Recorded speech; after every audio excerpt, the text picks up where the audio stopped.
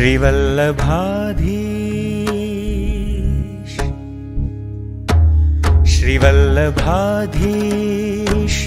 महाप्रभु के पुष्टि भक्ति मार्ग के नवधाये पुष्टि सूत्र है श्री कृष्ण प्रेम प्रकाश के। नवधाये पुष्टि सूत्र है श्री कृष्ण प्रेम प्रकाश के।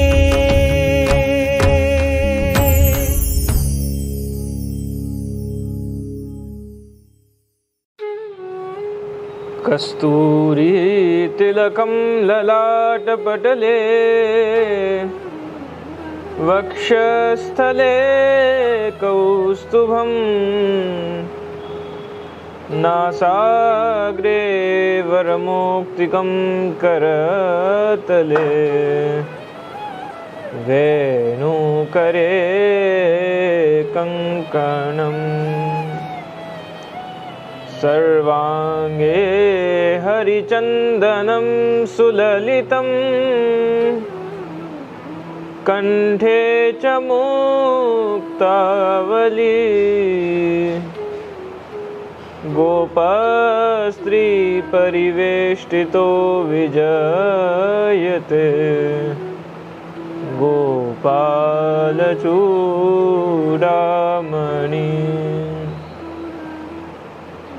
अस्ति स्वस्तरुणीकराग्रविगलत् कल्पप्रसूनाप्लुतं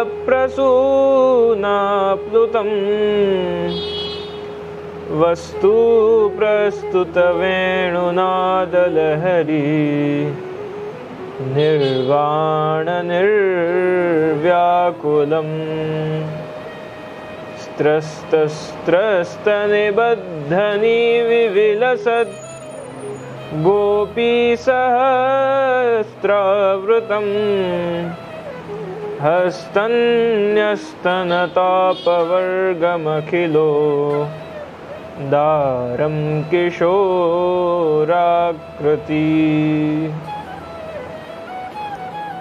कथा सत्संग महात्म्य और सेवा किस प्रकार हमारे जीवन में परिवर्तन लाती है, साथ ही साथ कैसे हम अपने जीवन को एक लौकिक स्तर से अलौकिक स्तर पर अपग्रेड कर सकते हैं। लाइफस्टाइल को अपग्रेड करने की जगह हम लाइफ को अपग्रेड करने की बात कर रहे हैं। और इस नवधा पुष्टि सूत्र की यात्रा में जब हम आज तीसरे चरण में पहुँचे हैं, तब हमने पूर्वगत सत्संगों में कथा के माध्यम से भगवान के महात्म्य को जाना, महात्म्य को जानकर प्रभु की सेवा किस प्रकार की जाए उसके ऊपर चिंतन किया। और अब सेवा के बाद तीसरा स्टेप है वो जप का, अपनी ऊर्जा बढ़ाने का, अपने आप को एक उस स्तर पर ले जाना जहां हम अपने आप की एनर्जी को, हम कौन हैं, स्वस्वरूप ज्ञान और अपने आप को प्रभु के दास रूप में स्वीकार करना, ये आज हम श्री कृष्ण शरणम मम इस महामंत्र के जप का महात्म्य और अन्य भी अपनी अपनी परंपराओं में किस प्रकार से जप करना चाहिए, कब करना चाहिए, कहाँ करना चाहिए, क्यों करना चाहिए, किस अवस्था में करना चाहिए, किन किन प्रकारों से जप किए जा सकते हैं और जिन मंत्रों का जप किया जाता है वो मंत्र की क्या महत्ता है, इन विषयों का आज हम सूक्ष्म रूप से चिंतन करेंगे। पूर्ण रूप से तो ये बहुत ही विशाल विषय है जिसमें हम पूरी सनातन की परंपरा में किस प्रकार नित्य कर्म और शास्त्रों में बताए गए जीवन की शैली को निभाने की अगर बात करें तो वो पूरा ही इसके साथ कनेक्टेड विषय है। पर आज हम सूक्ष्म रूप से किस प्रकार जप करना चाहिए और जप की क्या महानता है, ये आज हम सूक्ष्मता से जानेंगे। भारतीय संस्कृति में पुनर्जन्म और कर्म आधारित परंपराओं का हम दर्शन करते आए हैं और इन परंपराओं में हम लौकिक में लोगों को जब देखते हैं तो कोई सुख और दुख से, कोई दरिद्रता और कोई संपन्नता से, कोई निरोगी होकर तो कोई रुग्ण होकर, कोई बुद्धिमत्ता से और कोई अबुद्धिमत्ता से, कितने अलग अलग प्रकारों से हम लोगों की अलग अलग परिस्थितियों का, भिन्न भिन्न परिस्थितियों का दर्शन करते हैं। यदि हम उदाहरण लें तो 2 जुड़वा बालक, यदि हम उनके जीवन का एक एनालिसिस करें तो उनके जीवन में भी कितनी असामान्यताएं हैं, कितने अलग अलग उनके फेजेस हैं लाइफ के, कितने अलग उनकी परिस्थितियां हैं, उनकी चैलेंजेस हैं। साथ में जन्म हुआ, एक से दिखते हैं, परंतु फिर भी जीवन की परिस्थितियां कितनी भिन्न होती हैं, कितनी विपरीत हो सकती हैं। इस परिस्थिति में हमें सदाकाल ये ध्यान में रखना चाहिए कि किस प्रकार से हमारे जीवन की परिस्थितियां वो हमारे नियंत्रण में नहीं, पर उस परिस्थिति को किस प्रकार से हम फेस करते हैं, उस परिस्थिति को हम किस तरह से निभाते हैं, अपने सामने आने वाली चैलेंजेस को, कर्तव्यों को किस प्रकार से हम निभाते हैं, वो अंत में हमारे ऊपर है। But it takes a lot of energy. हमारी आत्मा की ऊर्जा इसमें बहुत आवश्यक है। तो ये जो आत्मा की ऊर्जा है वो किस प्रकार से हमें प्राप्त हो, ये प्रश्न उठता है। संसार में हम कितने सारे पदार्थों का संचयन करते हैं, इकट्ठा करते हैं, किस लिए? कि देह को सुख पहुँचे, देह की संतुष्टि के लिए। हमें भूख लगे तो हम भोजन करते हैं, तो उससे देह संतुष्ट होता है। समय हुआ और भूख वापस लगने लगती है। तो भोजन करना वो एक समय में बंधा हुआ है कि आप आज भोजन करेंगे तो आप शाम को वापस भूख लगेगी। ऐसा नहीं है कि सुबह भोजन किया तो अब भूख लगने ही नहीं वाली। तो ये देह का भोजन हुआ, इससे आत्मा का पोषण नहीं होता। लौकिक पदार्थों से आत्मा का पोषण नहीं होता। आत्मा का पोषण कैसे हो? तो पुष्टि मार्ग ही आत्मा के पोषण का मार्ग है। पोषणम तद अनुग्रह। देह का पोषण तो हम भौतिक पदार्थों से कर सकते हैं, पर आत्मा के पोषण के लिए तो भगवत नाम ही एक ऐसा दिव्य स्रोत है जिससे हम अपनी आत्मा का पोषण कर सकते हैं। श्री परमानंद दास जी अपने एक पद में इसी बात को बहुत सुंदर प्रकार से समझा रहे हैं कि किस प्रकार से ये संसार हमारे नियंत्रण में नहीं है, पर हम क्या कर सकते हैं वो तो हमारे नियंत्रण में है। My action is in my control. I have total control on my actions. मैं क्या कर रहा हूँ या क्या करना चाहता हूँ उस पर हमारा पूर्ण संयम और नियंत्रण हो सकता है, अगर हम नियंत्रण लाना चाहें तो। परमानंद दास जी अपने इस पद में वर्णन करते हैं कि कियो गोपाल को सब होए। कियो गोपाल को सब हो, कियो गोपाल को सब हो, कियो गोपाल को सब हो, कियो गोपाल को सब हो।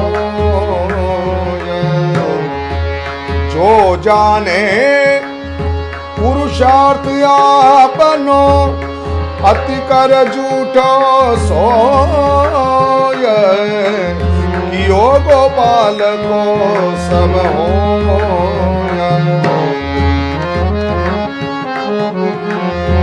दुख सुख लाभ अलाभ, दुख सुख लाभ अलाभ, सहेज गति ताई न मरिए नो।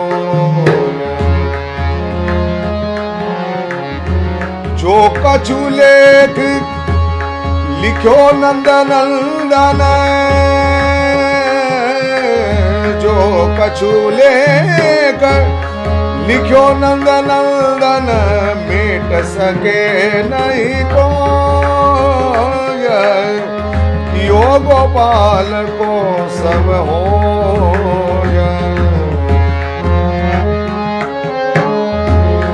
उद्यम साधन जंत्र मंत्र उद्यम साधन जंत्र मंत्र विधि ये सब डारो धोया। परमानंद दास को ठाकुर परमानंद दास को ठाकुर चरण कमल चित मोय। चरण कमल चित मोय कियो गोपाल को सब होय। कियो गोपाल को सब होय। कियो गोपाल को सब होय।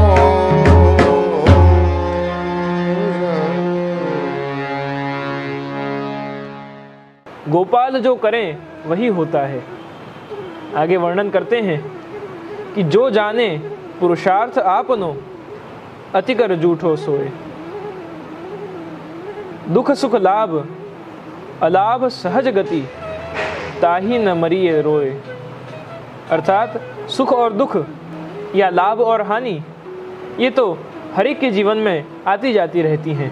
इससे निराश होकर, इससे मन को दुखी कर, रुदन कर और दुखी होकर मरना ये कौन सी बात हुई। जो कछु लेख लिखियो नंद नंदन मेट सके नहीं कोई। जो नंद नंदन ने हमारे जीवन का लेख लिखा है उसको कोई नहीं मिटा सकता। प्रभु आपकी कृपा और आपकी इच्छा इन दोनों के मध्य ही हमारा जीवन रहे। जो प्रभु की इच्छा हो वो हमारे जीवन में हो और जैसी प्रभु की कृपा होगी ऐसी प्रभु की अनुभूति हमें होगी। तो प्रभु की कृपा और इच्छा इन दोनों धाराओं में हमारा जीवन रहना चाहिए। ये किनारे हैं जीवन की, इस नदी के ये दो किनारे हैं। हम कितनी बार ऐसा होता है कि भगवान का नाम लेने के लिए प्रत्येक मनुष्य के पास जीवन में कुछ ऐसे क्षण होते हैं कि उन क्षणों में वो बहुत पुण्य के काम करता है। उसका मन वो बंधनों से मुक्त होता है और बुद्धि निर्मल हो जाती है और ऐसे समय में किए हुए कार्य वो पुण्यशाली और साथ ही साथ शुभकामनाएं प्रदान करने वाला होता है।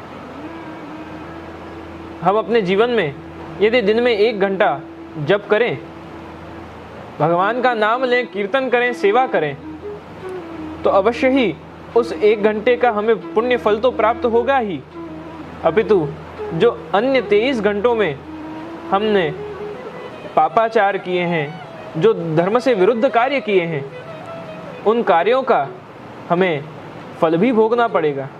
तो सत्कर्म का हो या असत्कर्म का हो, दोनों ही कर्मों का फल तो हमें भोगना ही है।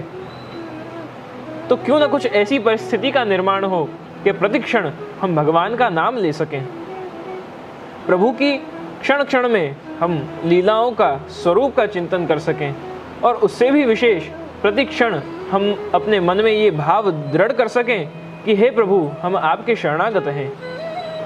श्री आचार्य चरण के सिद्धांत से गृहस्थित्वा स्वधर्मतः, अर्थात संसार में रहकर, परिवार में रहकर जब हम अपने गृहस्थ आश्रम को निभाते निभाते भगवत सेवा करते हैं, तब शास्त्र के इस वचन से हमें ये बोध कुछ होना चाहिए कि अथोच्यते गृहस्थस्य नित्य कर्म यथा विधि यत्कृत्वान्रण्यमाप्नोति दैवात् पैत्र्यात् च मानुषात्। भाव यह है कि लोक में जो जीव जन्म लेता है वो जीव जन्म लेते ही 3 ऋणों से बंध जाता है। प्रथम तो देव ऋण, दूसरा ऋषि ऋण और तीसरा पितृ ऋण। और शास्त्रों में इन 3 ऋणों से मुक्त होने के मार्ग भी बताए हैं कि यज्ञ यागादिक करके हम देव ऋण से मुक्त हो सकते हैं। संध्या स्नानम जपश्चैव, संध्या वंदन नित्य कर्म, स्नानम और जपश्चैव, और जप से इन 3 कर्मों से हम ऋषि ऋण से मुक्त हो सकते हैं। और तीसरा ऋण पितृ ऋण, उससे मुक्त होने के लिए वंश वृद्धि वो पितृ ऋण से मुक्त कराती है। तो शास्त्र में इन 3 प्रकार के ऋणों का वर्णन आता है। अब हम जब दैवी सृष्टि की बात करें, जो भगवदीय हैं, जो वैष्णव हैं, उनकी यदि बात करें तो यहाँ दो भेद हमें प्राप्त होते हैं। प्रथम भेद तो मर्यादा भक्तों का है, जिसमें भक्त भगवान में आस्था तो रखता है, पर साथ ही साथ वो वैदिक धर्म में, वेद शास्त्र विहित कर्मों में आस्था भी रखता है और उन परंपराओं को निभाता भी है। इसीलिए जब शास्त्र विहित परंपराओं को निभाता है तो वो इन 3 ऋणों से बंध जाता है। ऋणानि त्रिण्यपाकृत्य मनोमोक्षे निवेशयेत्, अर्थात जब तक जीव इन 3 ऋणों से मुक्त नहीं होता तब तक वो मुक्ति की तरफ की, मोक्ष की तरफ की अपनी यात्रा को प्रारंभ नहीं कर सकता। ये मर्यादा की बात है कि जहाँ मोक्ष की अभिलाषा भी है और साथ ही साथ वेद विहित कर्मों को निभाने की आग्रह भी है।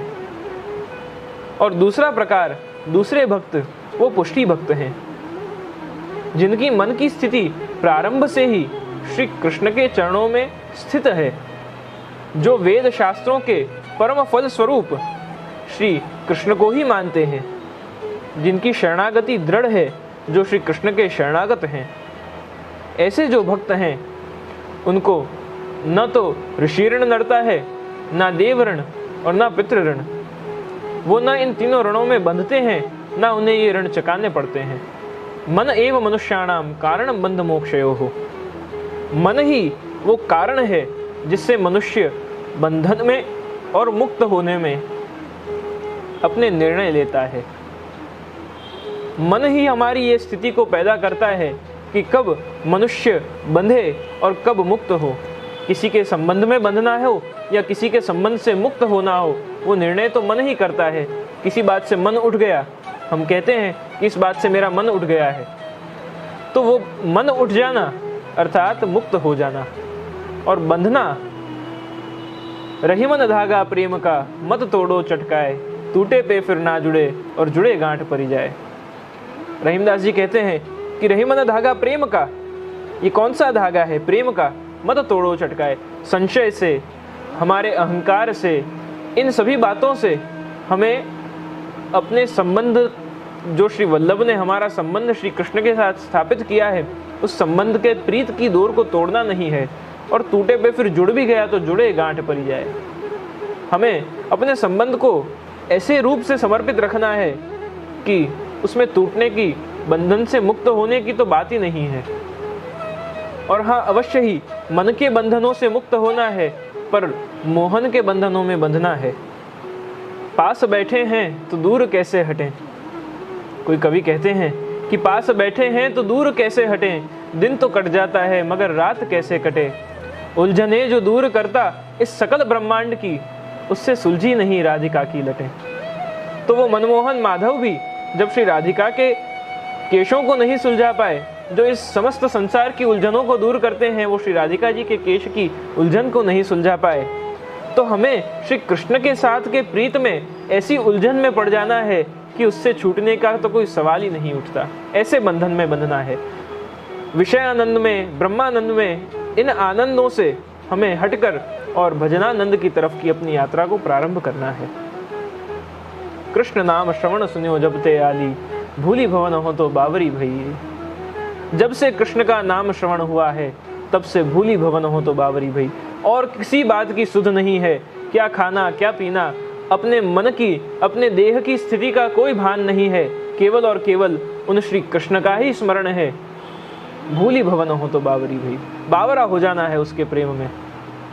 और जब यही तो है, जब हमारे मन की स्थिति को श्री कृष्ण के प्रति मोड़ता है। जब वो क्या है?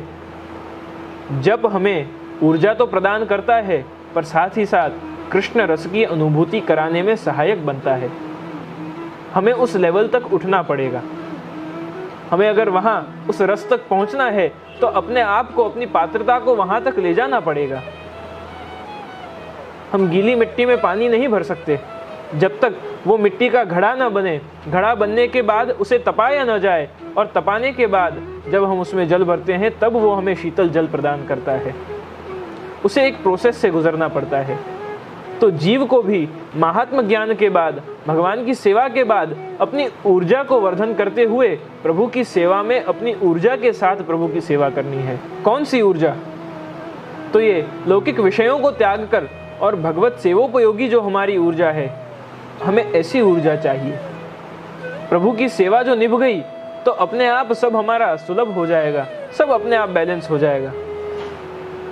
हम यही मिस्टेक करते हैं कि हम और सब संभालने में प्रभु की सेवा भूल जाते हैं, और सब चीज़ों को प्रायोरिटाइज किया, पर सेवा को, स्वधर्म को, अपने नित्य कर्म को, अपने आचरण को, अपनी आध्यात्मिक ऊर्जा को बढ़ाने के जो साधन हैं उनको तो हमने भुला दिया, उनको हमने निग्लेक्ट किया, उन्हें कम प्रायोरिटी दी और लौकिक विषयों को हमने ज़्यादा प्रायोरिटी दी। इन बातों से हमारी जो ऊर्जा थी, वचन सिद्धि, जो बोला वो हो जाता, कार्य सिद्धि, जो काम करते वो कार्य सिद्ध हो जाता।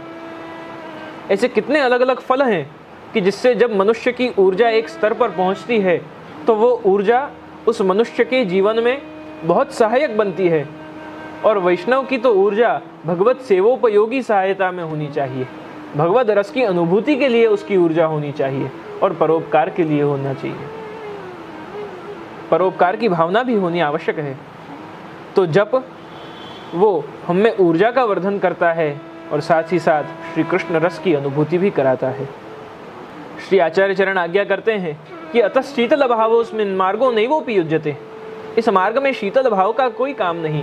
यहाँ तीव्रता होनी चाहिए, यहाँ लालसा होनी चाहिए, यहाँ वो अगन होनी चाहिए कि कब श्री कृष्ण के मुख का दर्शन हो, कब वो मेरे घर पधारें, कब मैं उनकी सेवा करूँ, लालना करूँ। प्रभु के नाम स्मरण का, प्रभु के जप का, प्रभु के नाम के गुणगान करने का, कीर्तन करने का, कथा के श्रवण करने का, वो जब तक मन में लालसा नहीं उठेगी तब तक अभी कुछ ठंडक है। यहाँ ठंडक का काम नहीं, ये तो तापक क्लेश को मार्ग है। ये पुष्टि मार्ग कैसा मार्ग है? तो ये मार्ग तो तापक क्लेश को है। भगवत नाम से हम जब जप करते हैं तो वो भगवत नाम जब हम उच्चारण करें उसका, तो वो हमें प्रभु के उस स्वरूप का अनुसंधान भी करता है कि जिससे जीव वो भगवान की विरह अग्नि को स्वीकार करने के लायक भी बने। वो विरह का जन्म भी तो होना चाहिए। वो विरह का जन्म नहीं होगा तब तक ठंडी भक्ति है हमारी। जप के कितने प्रकार हैं। श्री गोसाई जी तो सर्वोत्तम जी के अंत में आज्ञा करते हैं कि अतः सर्वोत्तमम स्तोत्रम जप्यम कृष्ण रसार्थिभिः। कौन इसका जप करे? सर्वोत्तम जी का जप कौन कर सकता है? तो श्री गोसाई जी यहाँ आज्ञा कर रहे हैं कि जप्यम कृष्ण रसार्थिभिः। कौन? जो कृष्ण रस के अधिकारी हैं, रसिकाः कामवर्जिताः, जिनको लौकिक कामनाएं नहीं हैं, जो विषयानंद ब्रह्मानंद से हट भजनानंद की तरफ की यात्रा को चुन चुके हैं, जो श्री कृष्ण के प्रति अपने भाव को दृढ़ कर चुके हैं, वो रसिक जन जप कर सकते हैं। और पाठ तो वो सामान्य है। आप उस भाव को धारण करने के लिए पाठ करिए, पर उस भाव की फलावस्था तक पहुंचने के लिए तो जप करना पड़ेगा। तो जप वो हमें कृष्ण रसानुभूति कराता है। और इस जप के 3 प्रकार हैं। प्रथम प्रकार का जप वो माला जी के द्वारा किया जाता है। वैष्णव संप्रदाय में तुलसी की माला, तुलसी काष्ठ की माला वो स्वीकार की गई है। और तुलसी काष्ठ की माला में ऐसी माला जो रेशम के दोरे में पिरोई हुई हो और हर मणके के बीच में एक एक गांठ हो, वैसी माला लेनी चाहिए जप के लिए। माला को करने का प्रकार, उससे पहले हम जानेंगे कि कैसे करनी चाहिए। कोई भी प्रकार का जब हम जप करें तब एक तो हमारा मुख उच्छिष्ट नहीं होना चाहिए।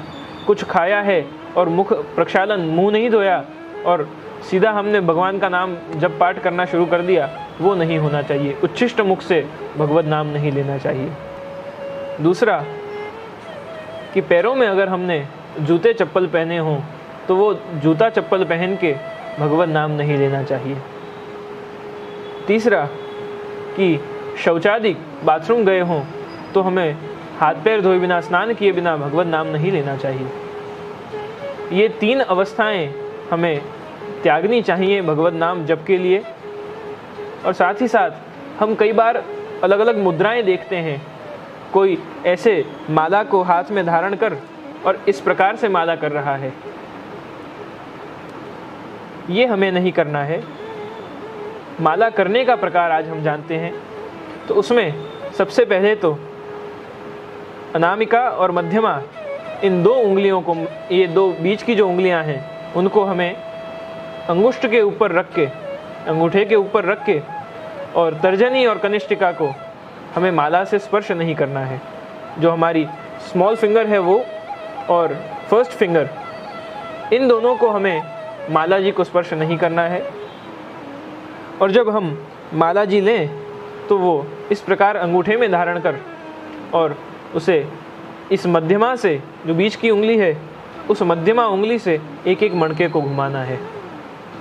श्री कृष्ण शरणम मम, श्री कृष्ण शरणम मम, श्री कृष्ण शरणम मम। ये एक एक मणके को हमें इस उंगली से, जिस प्रकार गाय घास खाती है, ये गौमुख मुद्रा है, और जैसे गाय घास खाती है उस प्रकार हमें एक एक मणके को आगे लेते जाना है और जप करते जाना है।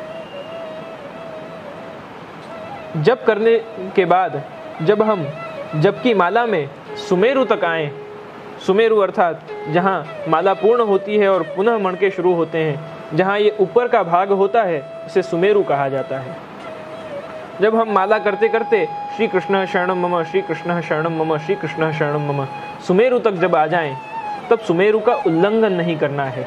सुमेरु का उल्लंघन अगर यदि हम करते हैं तो उससे हमने जो जप किया है उसका फल नष्ट हो जाता है, तो वो जप गिना नहीं जाता। इसलिए सुमेरु का उल्लंघन न करते हुए हमें इसे नीचे की तरफ अंगुष्ठ से सुमेरु को नीचे घुमाकर और माला को 2 उंगलियों में धारण करना है और पुनः दूसरी तरफ से हमें माला को पकड़ लेना है। तो इससे सुमेरु का उल्लंघन नहीं होता और पुनः जहाँ से प्रारंभ किया था वहीं हम आकर और पुनः अपनी दूसरी माला को प्रारंभ करते हैं। माला या जप करने से पूर्व हमें अपने इष्ट का, इष्ट देव का, मंत्र जिनका है उन देव का, अष्टाक्षर कर रहे हैं तो श्री गोवर्धन धरण प्रभु श्री श्रीनाथ जी का, पंचाक्षर कर रहे हैं तो श्री गोवर्धन धरण प्रभु का, उनका स्मरण करना है। अपने माथे विराजते सेव्य स्वरूप का स्मरण करना है। बाद में श्री आचार्य चरण श्री वल्लभ का स्मरण कर और उनसे अनुमति लेनी है कि हे कृपानाथ, आप जप करने की अनुमति प्रदान करें। और ये जो जप है वो जब हम पूर्ण करें, हमने 1 माला की हो, 5 माला करें, 11 माला करें, जब जप पूर्ण हो तब उस जप को प्रभु के चरणों में समर्पित करना है, श्री महाप्रभु के चरणों में समर्पित करना है। समर्पण कर, और जब हम समर्पण करते हैं उसका भाव भी यह है कि हमने ये जो जप किया वो आपकी कृपा से कर पाए हैं और इसका फल भी आप हमें क्या दीजिए, तो श्री कृष्ण का सानिध्य हमें प्राप्त कराइए। बस यही फल की हमें अपेक्षा है। हमने पूर्व में चिंतन किया कि रसिकाः काम वर्जिताः, हमें कोई कामना के साथ निष्काम भाव से, सकाम नहीं निष्काम भाव से हमें जप करना चाहिए। सकाम भाव से करेंगे तो उसमें कुछ न कुछ हेतु होगा, कुछ कारण होगा जिससे हम जप कर रहे हैं, पर हमें निष्काम होकर केवल एक ही अलौकिक कामना हम करें कि श्री कृष्ण रस की अनुभूति, यही हमारी कामना हो। और श्री कृष्ण शरणम मम अर्थात हे गोपी जन वल्लभ, हे श्री कृष्ण, हे श्री राधिका जी के स्वामी श्री कृष्ण, मैं आपकी शरण में हूँ, मैं आपका शरणागत हूँ। यही अष्टाक्षर का भाव तो है। अष्टाक्षर के भाव के लिए तो अद्भुत हम आगे श्री कृष्णदास जी का पद भी श्रवण करेंगे। हमें निष्काम भाव से जप करना है, सकाम भाव से नहीं। कोई हेतु से जप नहीं करना है। और जब जप कर रहे हों तब माला को खुली रखकर और जप नहीं करना।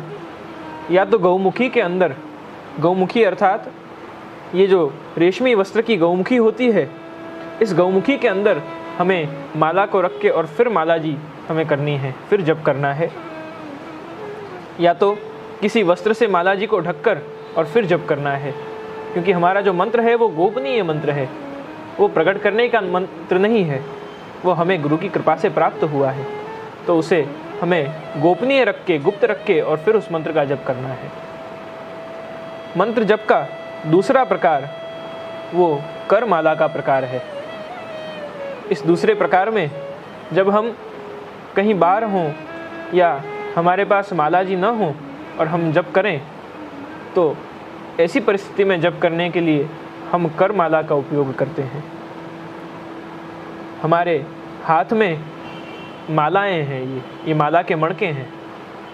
उसमें अनामिका से प्रारंभ कर, अनामिका के मध्य से प्रारंभ कर 1, 2, 3 नीचे आते हुए कनिष्ठिका पर जाएंगे, 4, 5, 6, 7, 8, 9 और 10। एक बार में ये 10 हुए। 10 मंत्र का जप हुआ, श्री कृष्ण शरणम मम, श्री कृष्ण शरणम मम। इस तरह अनामिका के मध्य से प्रारंभ कर और यहाँ नीचे से ऊपर होते हुए चारों उंगलियों पर एक एक मंत्र की गिनती करेंगे और नीचे आते हुए यहाँ तर्जनी पे नीचे रुकेंगे। हमें यहाँ जो मध्यमा है, मध्य की उंगली है, उसमें नीचे और मध्य में हमें गिनना नहीं है, क्योंकि ये सुमेरु है। सुमेरु का उल्लंघन यहाँ भी नहीं करना है। तो सीधे यहाँ आए, फिर पुनः यहाँ से प्रारंभ करें। 1, 2, 3, 4, 5, 10 जब होंगे तो पहले 10, तो दूसरे हाथ में हमें यहाँ काउंट करना है 1, फिर यहाँ 10 हुए वापस तो 2, मतलब 20 माला हुई। तो जब हम यहाँ 10, 10, 10, 10 के ऐसे 10 बार संख्या होगी तब हम यहाँ पहुँचेंगे। और जब हम यहाँ पहुँचें तब हमारे 100 मंत्र पूर्ण होते हैं। और फिर 108 की संख्या पूर्ण करने के लिए हम यहाँ से प्रारंभ न करके और यहाँ से प्रारंभ करेंगे। 1, 2, 3, 4, 5, 6, 7 और 8 यहाँ बीच में आकर रुक जाएंगे। तो इस प्रकार 108 की संख्या पूर्ण हुई। ऐसे करमाला का ये प्रकार है जिसमें हम हाथों से ही 108 बार भगवत नाम संकीर्तन कर सकते हैं, जप कर सकते हैं। जप का तीसरा प्रकार वो अजपा जप है।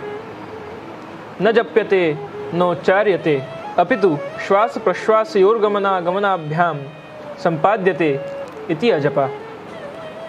अर्थात जो श्वास प्रश्वास में सांस जब अंदर लें और बाहर लें, उस प्रत्येक सांस में हम जब मंत्र का जप करते हैं वो अजपा जप है, जिसमें कोई गिनती नहीं होती, जिसमें प्रतिक्षण हर क्षण दिन का हम भगवत नाम स्मरण सहजता से करते हैं। चाहे वो जागृत अवस्था हो, स्वप्न अवस्था हो या सुषुप्ति अवस्था हो, इन तीनों ही अवस्था में हमारा जप वो अपने आप होता है। वो प्रत्येक श्वास के साथ भगवत नाम चलता है। ये अजपा जप है। और शास्त्रों में तो अजपा जप को भगवत कृपा का एक माध्यम भी बताया गया है और भगवत कृपा के अनुभव करने का ये साधन भी बताया गया। क्योंकि अजपा जप वो जब हमें सिद्ध हो जाए, जब हम अपने आप ही बिना मन के विचार के हम जब अपने आप अपने श्वास में उस मंत्र का अनुभव करने लगें कि हाँ, सांस ली तब उस मंत्र का उच्चारण हुआ, सांस छोड़ी तब उस मंत्र का उच्चारण हुआ, वो श्वास प्रश्वास में उस मंत्र का उच्चारण वो स्वाभाविक जब होने लगे तो वो अजपा जप हो जाता है। और भगवान की कृपा यही है कि हमें बिना अपने मन को मनाए भगवान उनका नाम हमारे मन से उच्चारण करवा रहे हैं। अति दुर्लभ और 84 लाख योनियों में से पसार होकर हमें मानव देह, मानव जन्म प्राप्त होता है। और जब मानव जन्म प्राप्त हो तो उसमें हम इस शरीर का उपभोग न करके और जब उपयोग करें, सदुपयोग करें, सिर्फ उपयोग भी नहीं सदुपयोग करें, तब जाकर इसकी कुछ सार्थकता सिद्ध होती है। तब तक तो निरर्थक है। मानव जन्म लेकर भगवान का नाम भी नहीं लिया तो निरर्थक हो जाता है। अजामिल का प्रसंग हम जानते ही हैं। अजामिल महादुष्ट मोचकोद विमोचक।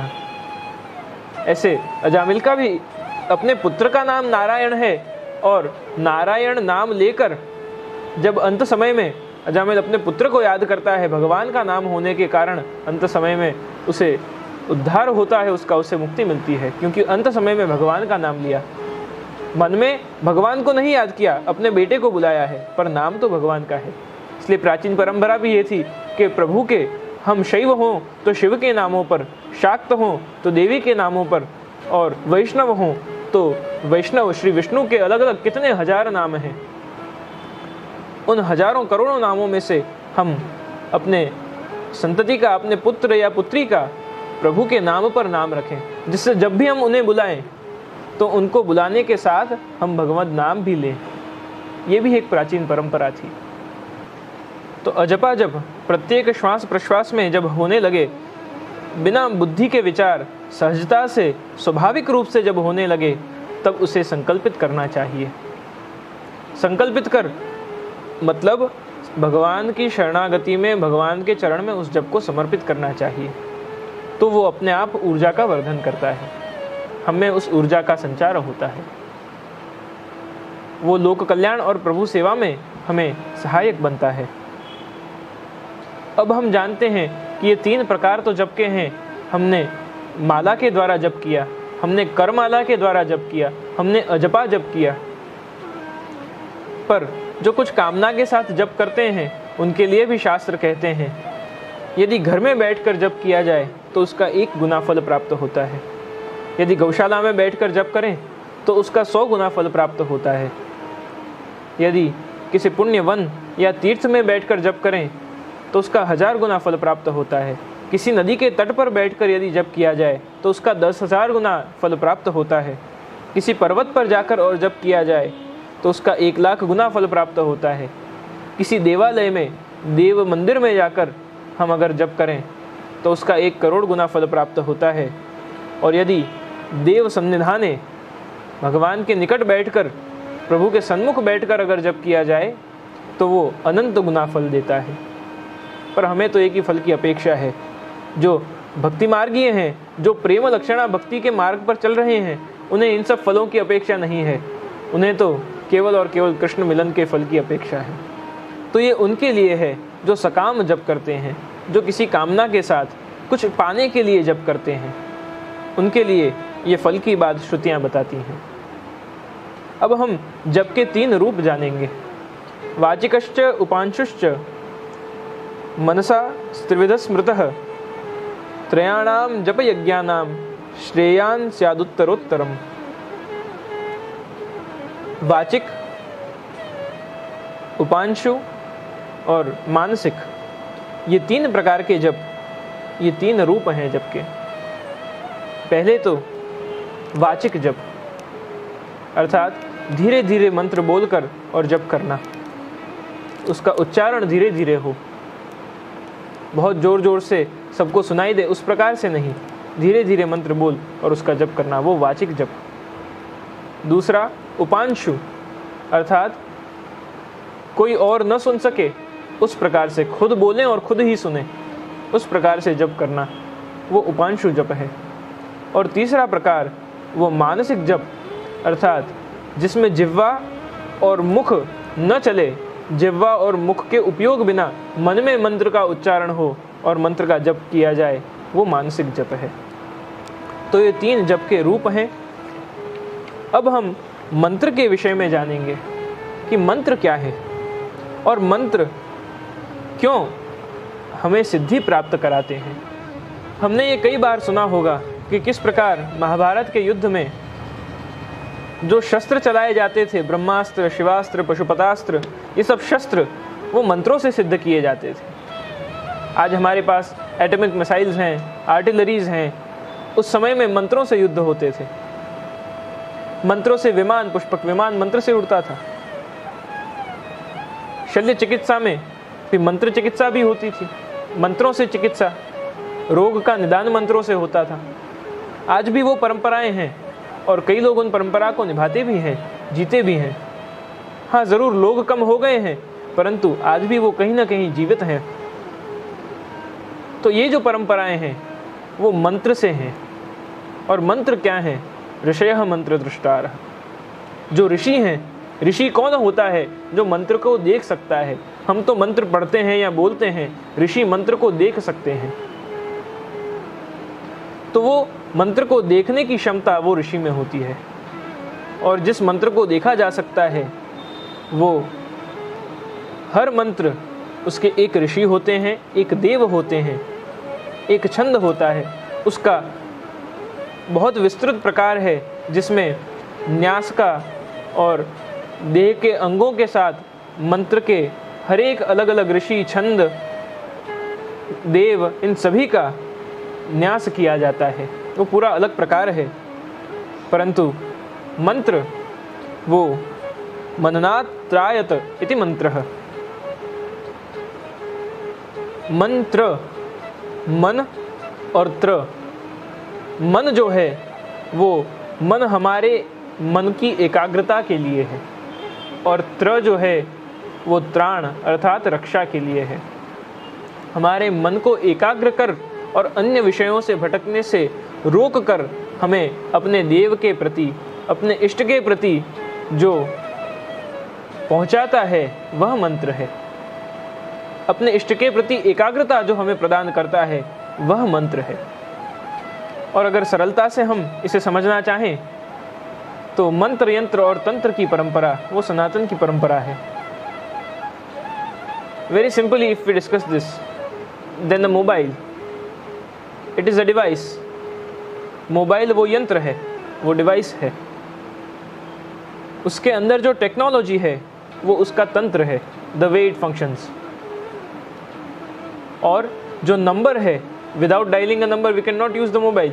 हम फ़ोन करने के लिए ही मोबाइल यूज़ करते हैं। तो अगर मोबाइल से फ़ोन ही ना किया जा सके तो मोबाइल क्या काम का। तो यंत्र, फिर उसके तंत्र और उसका मंत्र। मंत्र जो है वो अंकों से बंधा हुआ है। तो यंत्र के अंदर तंत्र है, जो टेक्नोलॉजी है वो तंत्र है। प्रत्येक मंत्र के आराधना का प्रकार है, उसके देव हैं, उनकी आराधना, उनकी पुरस्चरण का, उनकी उपासना का पूरा प्रकार है। किस प्रकार मंत्र को सिद्ध किया जाए उस मंत्र का पूरा प्रकार है। कैसे वस्त्र धारण करने, किस रंग के वस्त्र धारण करने, क्या अन्न ग्रहण करना, कहाँ सोना, कैसे कितने बजे उठना, कितनी संख्या में जप करना, ये सभी मंत्र के अनुष्ठान पुरस्चरण के प्रकार हैं, उस मंत्र के जागृति के। मंत्र 3 अवस्था में रहता है, जागृत, सुषुप्त और शत्रु। मंत्र की ये 3 अवस्था हैं। मंत्र जागृत भी होता है, यदि आपने उसका सही तरह से उसका जप किया, उसका अनुष्ठान किया तो मंत्र जागृत होता है।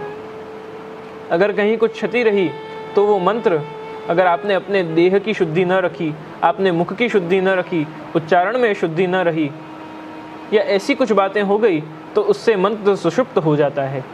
आप कितने भी लाख जप कर लो पर वो मंत्र सिद्ध नहीं होता। और शत्रु, अगर आप गलत तरीके से उस मंत्र का उच्चारण कर रहे हैं, उसमें एक अक्षर या मात्रा का भी भेद हो गया तो उसका अर्थ बदल जाता है। तो अगर मंत्र का कुछ हम गलत तरीके से उच्चारण करते हों तो वो मंत्र शत्रु भी बन सकता है। अर्थात आप जो कार्य करने जाएं उससे विपरीत होगा, आप जो इच्छा करें उससे विपरीत कार्य हो। तो ये मंत्र की 3 अवस्थाएं हैं। और मंत्र वो ध्वनि है, इट इज़ अ साउंड।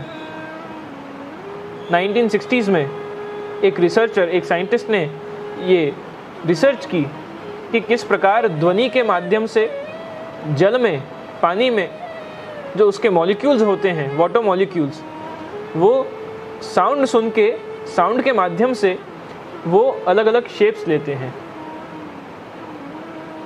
और फर्दर रिसर्च में ये मालूम चला कि जो लिक्विड्स हैं या पानी है, उसके ऊपर पॉजिटिव और नेगेटिव साउंड, इन दोनों के डिफरेंट इफ़ेक्ट्स हैं।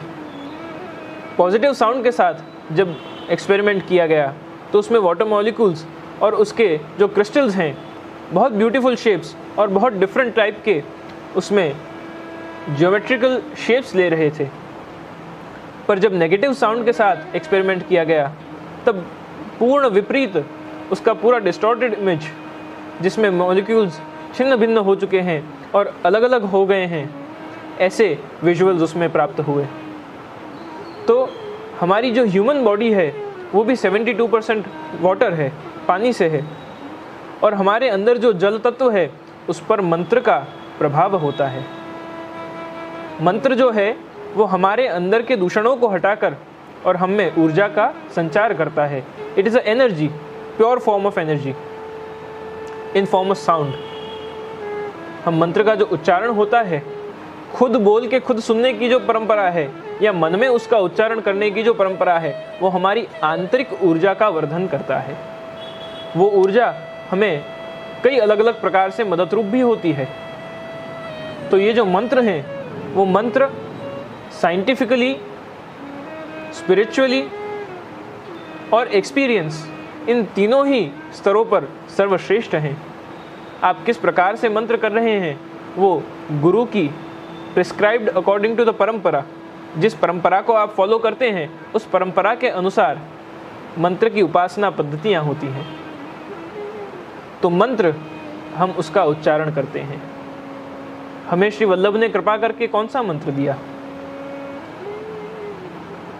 तो श्री वल्लभ ने हमें पंचाक्षर और अष्टाक्षर, श्री स्वामिनी जी की कृपा से जो हमें ये मंत्र प्राप्त हुए, तो इन मंत्रों का हम किस प्रकार अपने जीवन में भगवद सेवा के लिए, भगवद प्रीति के लिए, हम अपने प्रेम के वर्धन के लिए इन मंत्रों को नित्य प्रति जप करें, पाठ करें, तो वो हमारे अंदर के भावों को भी उजागर करता है।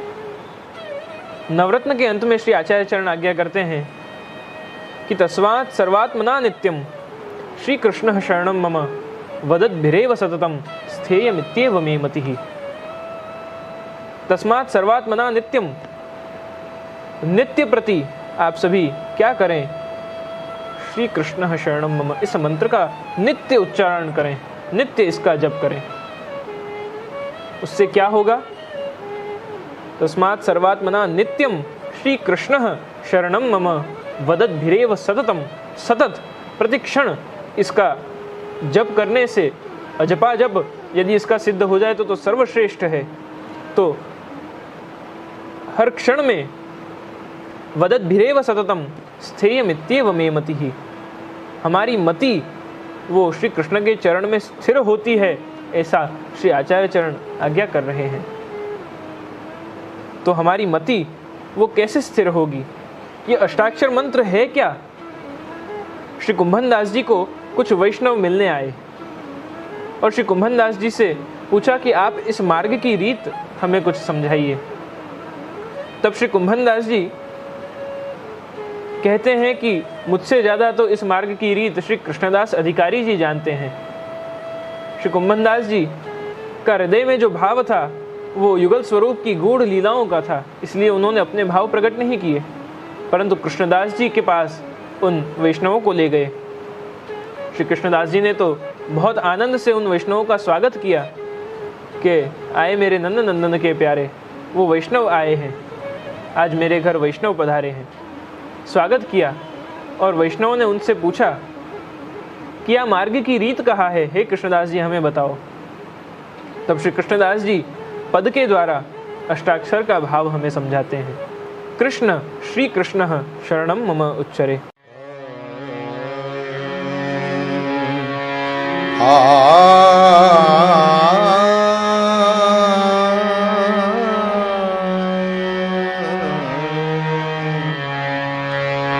कृष्ण श्री कृष्ण शरणं मम उच्चरे। कृष्ण श्री कृष्ण शरणं मम उच्चरे। रे नदीन नित्य प्रति सदा पलछिन गाड़े। करत विध्वंस जनाय अखिल अद परिहरे। कृष्ण श्री कृष्ण शरणं मम उच्चरे। कृष्ण श्री कृष्ण शरणं मम उच्चरे।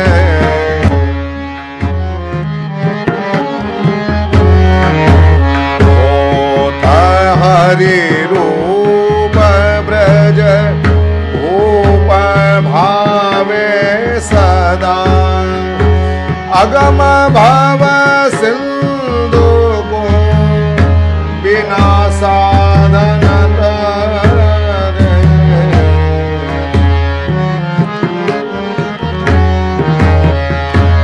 रहे तनि सदिवस आनंद में भरो। पुष्टि लीला सकल सार पूर में धरे। कृष्ण श्री कृष्ण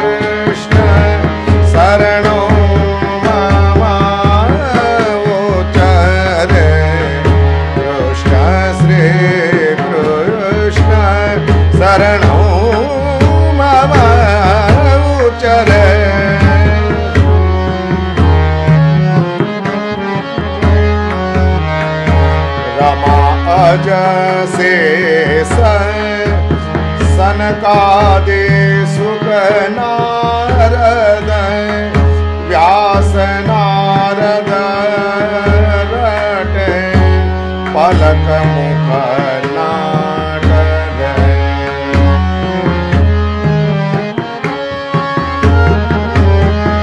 लाल गिरिधर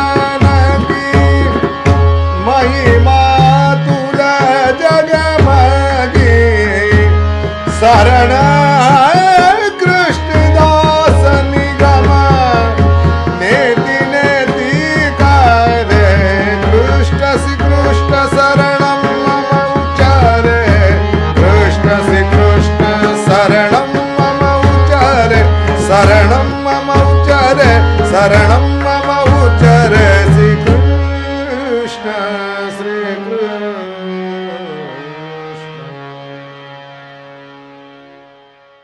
रैन दिन नित्य प्रति सदा पल छिन घड़ी करत विध्वंस जन अखिल अध परिहरे। अर्थात प्रतिक्षण जो इस महामंत्र का, इस अष्टाक्षर मंत्र का जप करते हैं, उनके सभी प्रकार के मन के चित्तोद्वेग जो हैं वो सभी नष्ट होते हैं।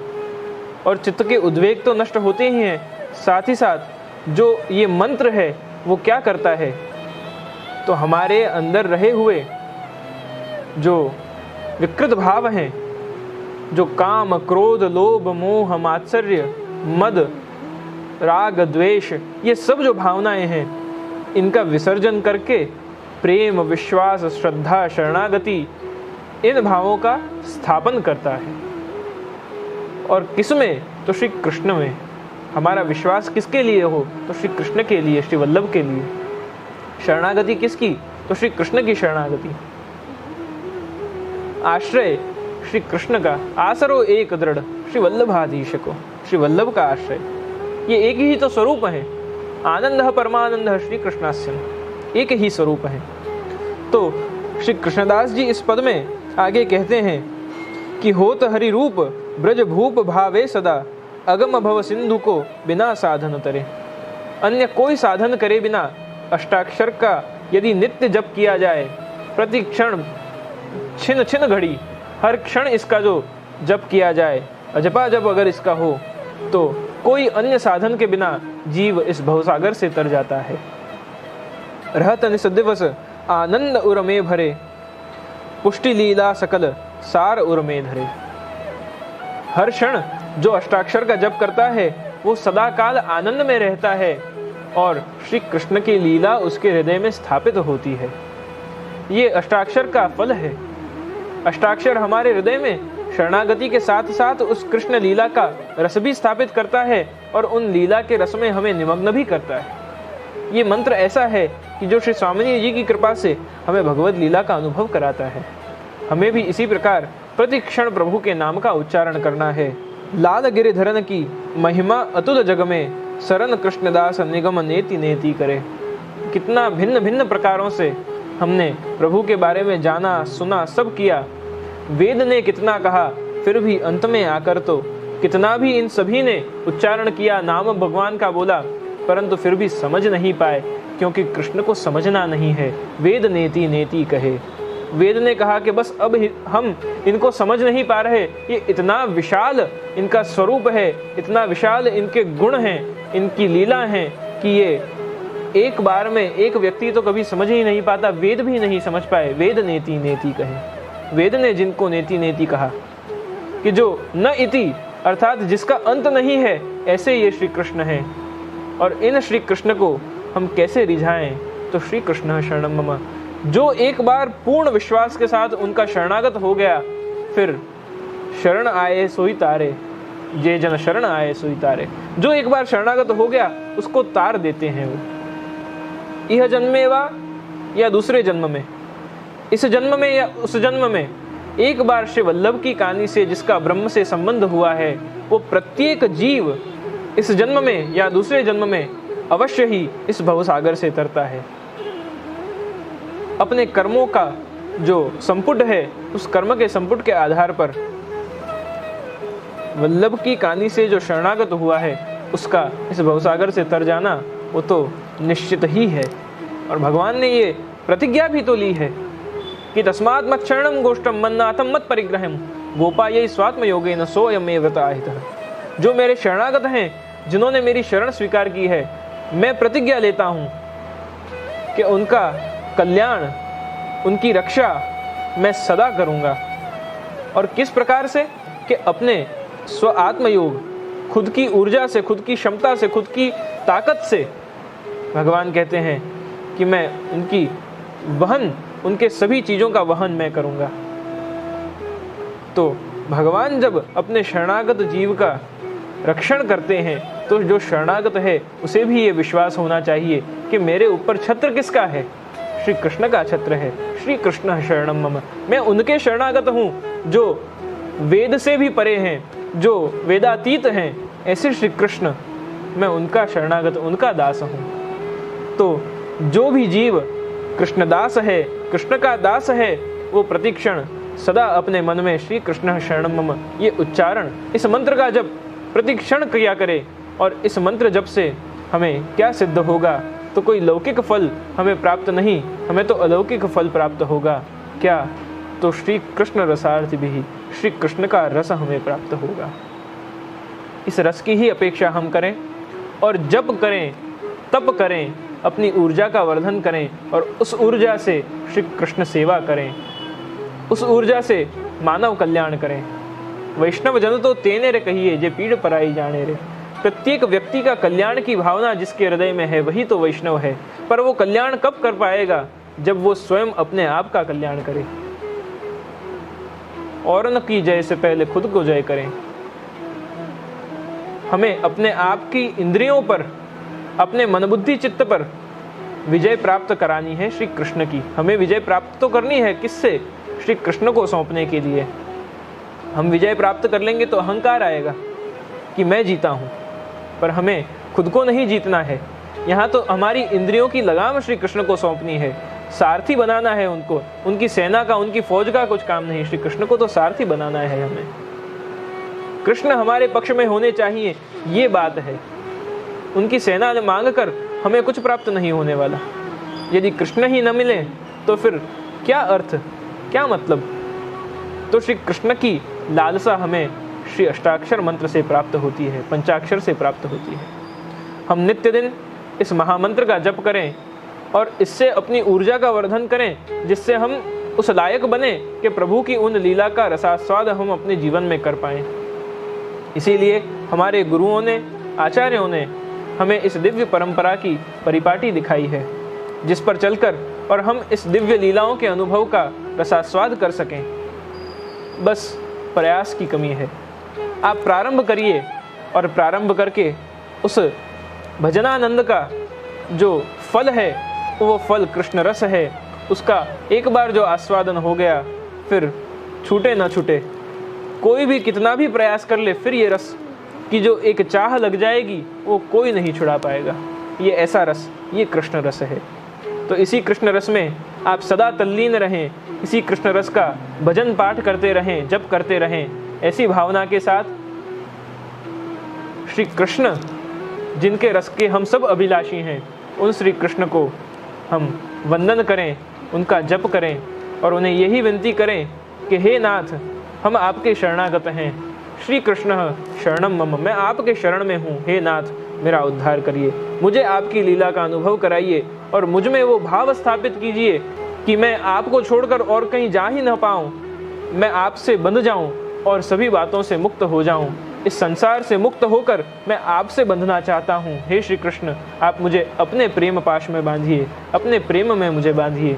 बस इसी भाव के साथ हम नित्य जप करें और अपने भाव को श्री कृष्ण के चरण में समर्पित करें। इसी भाव के साथ आप सभी के अंतर में विराजते हुए प्रभु को वंदन कर, नमन कर और अपने शब्द पुष्पों को समर्पित करता हूँ। शुभम भवतु, कल्याणमस्तु।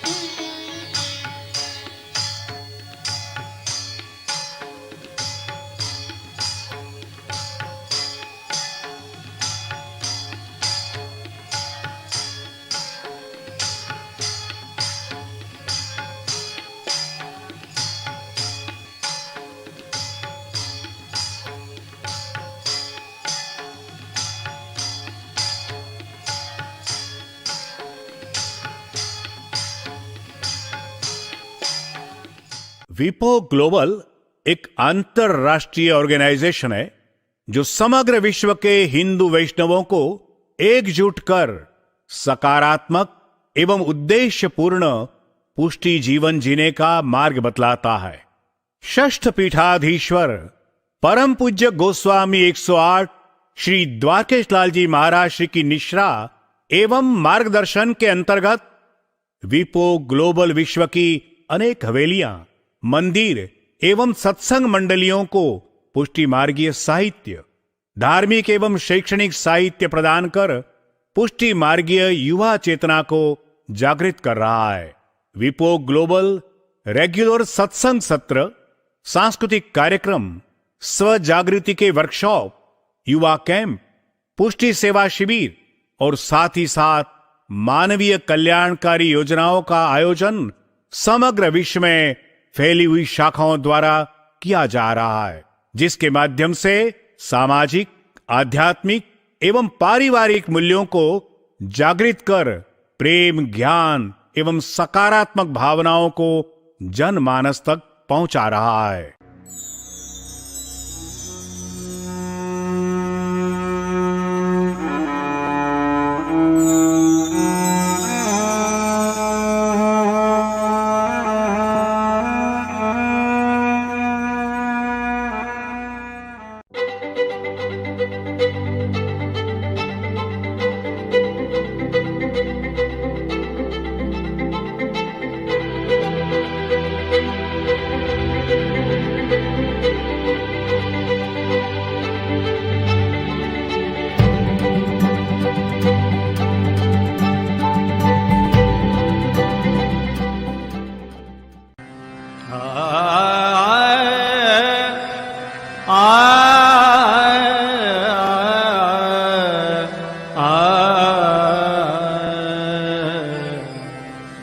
दृढ़ चरणन केरो भरोसो दृढ़ चरणन केरो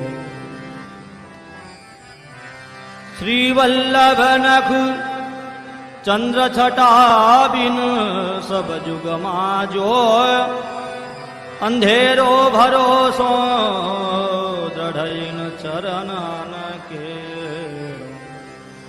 साधन और नहीं आकली में जासो होय निवेरो सूर्य कहाँ कहे विविध याधरो बिना मूल को चेरो भरोसो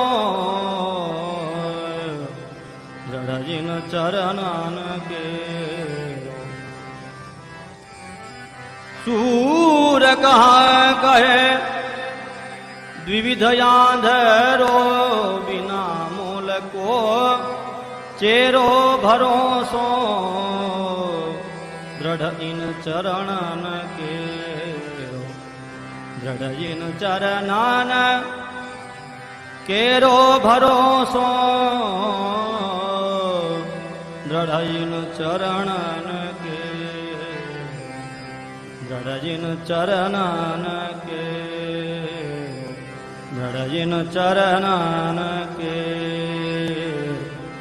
श्री वल्लभाधीश विजय श्री गोसाई जी परम दया